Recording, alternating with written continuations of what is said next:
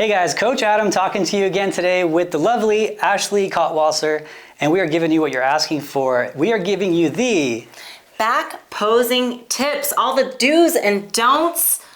You know, we've got some knowledge on the subject, so we thought we'd share, and hopefully it helps you in your next competition. But I'm really excited to get into all this. So just so you guys know, this suit is made possible from Angel Competition Bikini.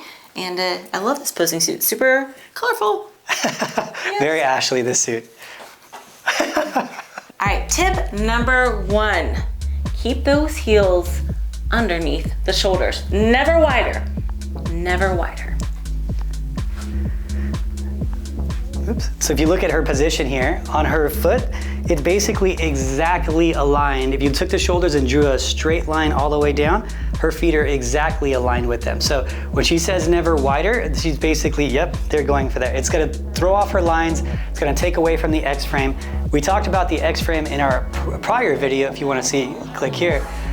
But when we're talking about the X frame, we mean wide shoulders, small waist, and feet that match the shoulder. So that's how you're gonna create that perfect X. The X needs to be balanced. It's not like a X like this. It's an X that needs to be balanced. So think about that in your back pose. Make sure your foot position lines up right. Some people will go a tiny bit inside their shoulders. So there's an argument that it creates more of a heart shape for some people, but for the most part, 90% of the year, they're gonna go right under your shoulders.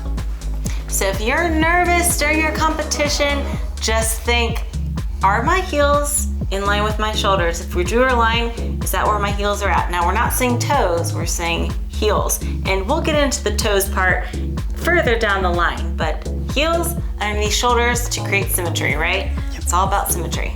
Tip number 2, it's all about the toes, right? Some girls will face their toes forward, some will have a little outward tilt to them. And we're bringing up the clock analogy again. If we're thinking a clock, facing your toes forward would be noon, but I would say never exceed 1 o'clock and 11 o'clock with your feet, right? Never exceed 1 o'clock and 11 o'clock with your toes. Otherwise, you're gonna look like a duck, right? This kind of looks awkward. I know this used to be a thing, but this looks really strange. And if you are a girl who has heavy quads, muscular quads, blessed in the quad department, you're gonna wanna face those toes completely forward because the judges do not wanna see your quad sweep from the back. So all you girls blessed in the quad department, you better be placing those toes forward. When she's facing, when she's talking about the quads and facing forward, go ahead and put your feet a little bit wider out, just so, I'm sorry, turn your toes wider out, my fault. When she's doing this position where her feet are more wide out, you're gonna see a lot of the quad. If you have really big quads, Ashley's not like a juicy quad person, but the quad will come from here and you'll see the line here, and then you'll see it all the way down here, and that'll take away from the leg balance. It'll make you look overpowering, it'll make your balance look off. So if you do have big quads, be aware of that. Most likely you're gonna be pointing your toes straight ahead in that scenario. Like this. Yep, and if let's say you have really small quads, but you wanna make them look bigger, then what do? Well, then you open your toes up a little bit and make them look a little bigger, so you still wanna look toned, you still wanna look like you work those legs, of course. We're not saying have skinny quads. We're just saying if they're too developed, you're gonna have to pose a certain way. If they're not developed enough, you might have to cheat it a little bit and pose it and make them look bigger. So it's all about that balance and creating that illusion of the perfect physique. Now, I think that is probably the most important takeaway from these videos, is that even the current Miss Olympia does not have a perfectly everything physique. But if you see her pose, you'll never find the flaw, because everyone poses to their strengths or into their weaknesses, to hide their weaknesses. And Ashley, the same thing too. Every competitor. So always pose to make your weaknesses look like strengths and to make your strengths not look overpowering. Absolutely, we all have flaws, so you gotta find a way that fits your body type correctly. Don't just pose in a way that your favorite competitor poses, because they might not be built like you. So this takes some, this takes some research, and this takes some trial and error. You can always try the old iPhone recording trick to see what works best for you. Tip number 3, do not pinch those shoulder blades together. It's gonna make you look very narrow up top, and we don't want that. We wanna see the hourglass shape even from the back. So in that back pose, when she's doing this now, we'll remove the hair for this one, but a lot of you will have the question if you're just getting started, should I show my back? I got a good back. You're not being judged on your back muscle. If anything, it's gonna hurt you. So cover your back with your hair, never move it. The judges aren't looking for your back development.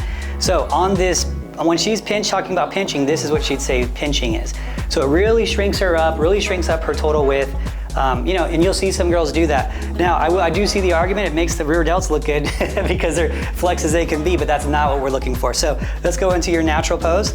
Now you'll see a little bit of width here with Ashley, just a little bit of V taper, not a lot. She's not fully opening her lats as much as she can.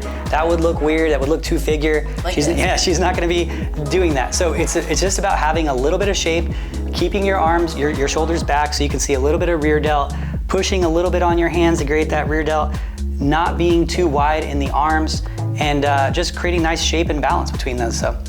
Okay, so this next tip, I see girls do this all the time. They will drop their chest, they will hunch over a little bit, but even more noticeably, they will bend too much at the hips, okay?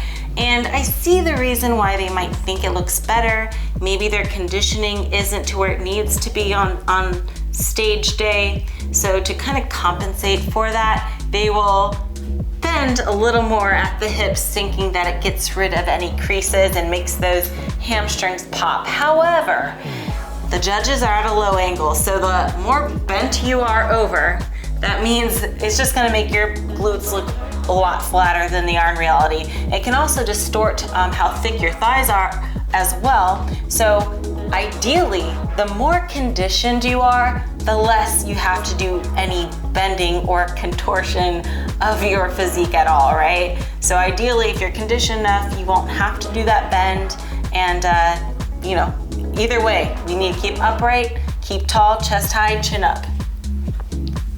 So the main reason that girls will start bending is because they think they can get better hamstring separation and better adductors to separate and show the tie-ins a little bit better on their glutes. Well, you gotta understand the only thing the judges are looking for in that back pose is good condition, good glute fullness. The more you're bent over, the flatter your glutes are gonna get. They're gonna just stretch more and look flatter.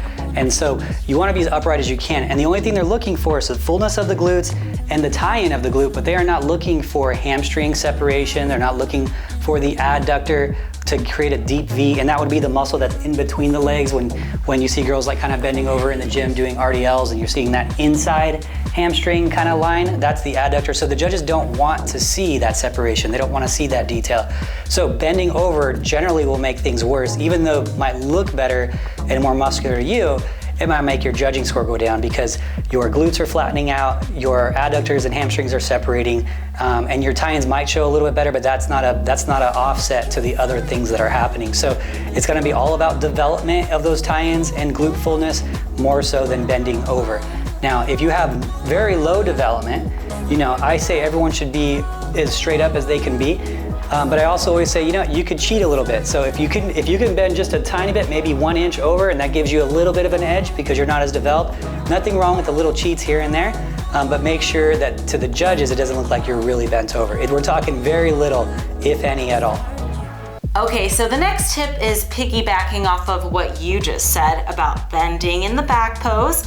And I would say, you know what, if you have to bend, do more so from an arch in your back, right? However, if you are going to use a little bit of an arch in your back, make sure you're flexible enough to where the rear delt is in line with at least the top of your glute, right? And this will come from flexibility. So maybe if you're not flexible, maybe start doing some stretches or whatever, but it's important that if you're gonna arch, you need to at least match those rear delts to the top of your glute. Yeah. And maybe a side pose would be more of a better example for that. What she's saying is if we were to put her against a wall, her back of her shoulders and her glutes would both touch that wall. She wouldn't be forward.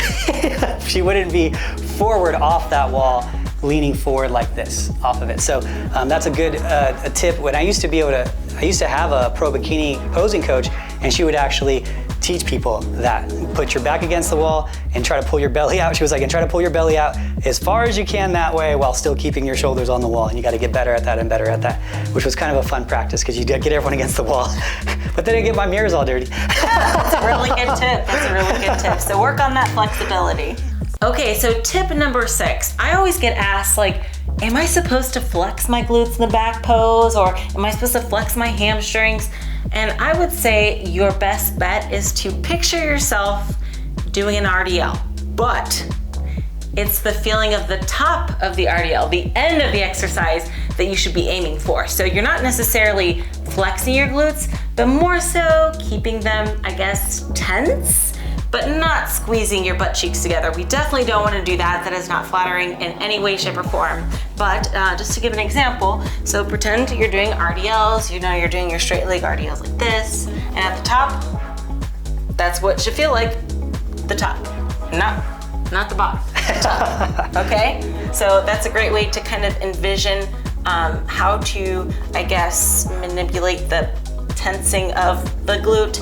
And again, we're not squeezing them together. We're not doing that. Okay, tip number 7, be aware of your hair. How does it look in the back pose? We need to make sure that your hair isn't covering your shoulders, because they want to be able to see that taper from the back, right? So with that being said, we want to make sure, again, we're not moving the hair off of our back. They don't want to see our back like this. However, we need to be aware that it's in the middle of our back like this, right? Because we don't want it to be spread out, because they won't be able to see anything from the back. They'll just be able to see basically from our glutes down. So we don't want that to happen. And this is, you know, we're applying this to our long-haired girls, right? And for tip number 8, I know Adam has a lot to say about the cut and style of the hair that will flatter the back pose the best. So if you want to go ahead and explain tip number 8. Yeah, for sure. So a couple of things on the hair. So one of the things that we need to look at is we need to look at how the judges are gonna see you. And let's say you're someone who has a really good arch to their back and they have longer hair.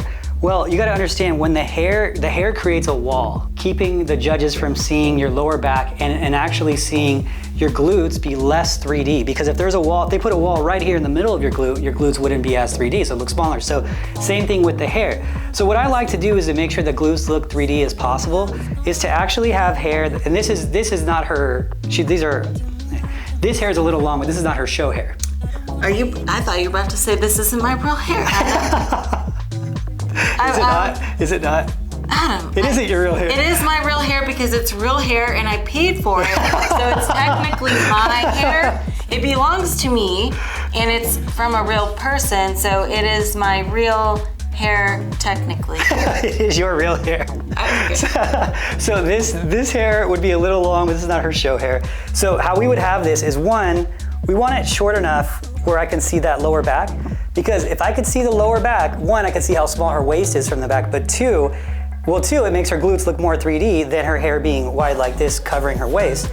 And the width is there. But 3, it really takes the wall out of the way of the glutes being 3D. Remember, if I put the wall right here, her glutes look less 3D to the judges. If I put the wall farther that way, I can make her glutes look even bigger because they stand out more. So what we're gonna generally do is cut the hair right about at the strap, maybe an inch below the strap, and make sure it's never ever laying on the glutes. That's like the worst case scenario, is your hair laying on the glutes. And what happens a lot of times is girls will arch so much that their hair looks like it gets longer, because it's like their head's back and then they're arching and then their hair just lays on the glutes. So you need to cut your hair for how you pose. So if you're a big archer and your hair shrinks up, you know, the distance shrinks up 3 inches, well, guess what? You're probably gonna take 3 inches off your hair. So it depends on, you know, what you want, but the thing is, if you're trying to get a pro card, you're trying to go after it, you're trying to be the best possible you can be, this is your uniform for your sport, and your hair is part of that uniform. So it has to conform to what the judges, to make you look best. And I would also add to that as well, if it is your natural hair, and I understand you don't want to cut it, maybe go with a curlier hairstyle so it raises the length of your hair, right? So if my hair was curly, it might raise it up to here or so. But also, maybe you should go into the V cut as well, so it's not a curtain. Oh, yes. So even if it is short enough, we want to make sure it's tapered. So when we're looking at the hair, so it's not just the height of the hair, but it is what it shows. Okay, so as Ashley was talking about, we never want to have it where it's not showing the shoulders. So we want to have the hair where it shows the shoulders. This is where we should start. Good shoulders showing, and then we want to make sure we accentuate the waist and the lines of the V-taper. So what we'll do is we'll technically cut the hair kind of more rounded in, so it accentuates her lines of her V-taper, it makes her waistline look smaller. We don't go full on straight hair back here like this. So it's kind of rounded in, if that's the right word. I'm not a hairstylist, but there you go. Yes, so you need to be able to see that waist. Yes. You worked hard for it, so you gotta show it. Yes, I guess in the end it all comes down to just showing the waist as best it can be, making it look as small as possible, right? Absolutely. Yep. Tip number 9, be aware of those little things that you don't think will show in the back pose, but do. And what do I mean by that? I mean your hands, make sure they're not visible in the back pose. And also, a lot of girls tend to look down in their back pose like this, looking at their toes to make sure they're at the right position or if they're on the line. And what that does is it's a very unflattering pose because it looks like you're hunched over. Your chin needs to be up, even in the back pose, okay? And again, with these hands, make sure they're not visible from the back, right? Because I'll see some girls do this and I can see fingers poking through the middle thigh and it's very distracting. So, I mean, if you do a little bit of like a palm, but outside of your palm, that's okay. However, I would say that if you're not careful, it can blend in with your quads. So you don't want to make it look like your quads are huge like that. Because sometimes it's hard to tell from a distance where your quad starts and where your hand starts. And maybe for the viewers, you can show them where your hand, if you turn around the other way and show them where your hands are in the back pose.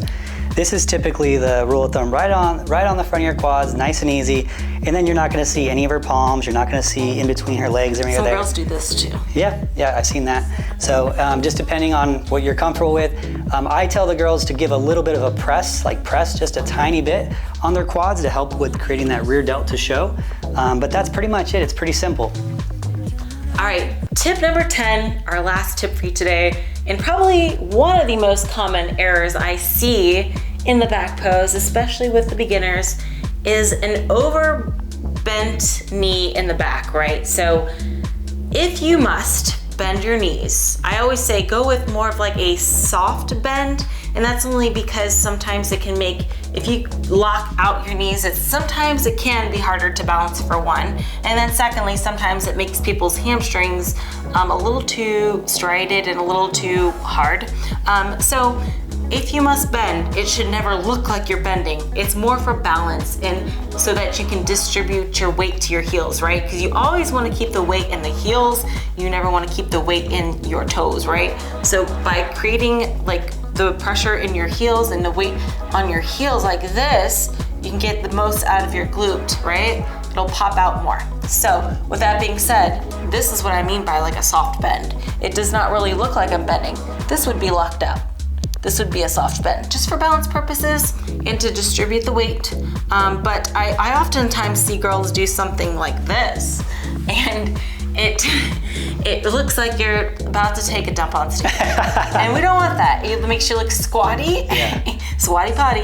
It makes you look squatty, and it's just not flattering. Because remember, again, guys, the judges are at a low angle, okay? So if you're squatting, it just looks like you're squatting. Yeah, we don't want to bend the knees. It doesn't look good.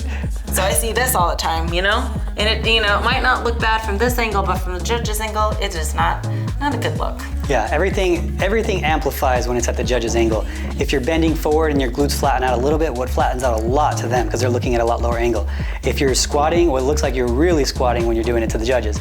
And usually they do that, they sacrifice that for a little bit of detail on the hamstrings. And again, we're not looking for hamstring separation in bikini. That is not a thing that we're judging for. So don't stop posing to make that more. All we need is a little bit of tie into the glute and full round glutes.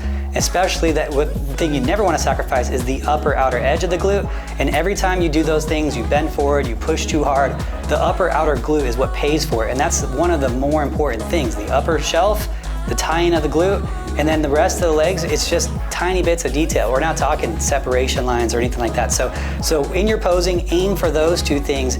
If you're gonna err on the side of adjusting a pose that might not look as good, like maybe bending a little bit, aim for making those two things better and not making the hamstring and adductor pop out more. Well, thank you guys so much for watching, and I also wanted to add as well, like we keep mentioning about the judge's angle being lower than, let's say, forward facing.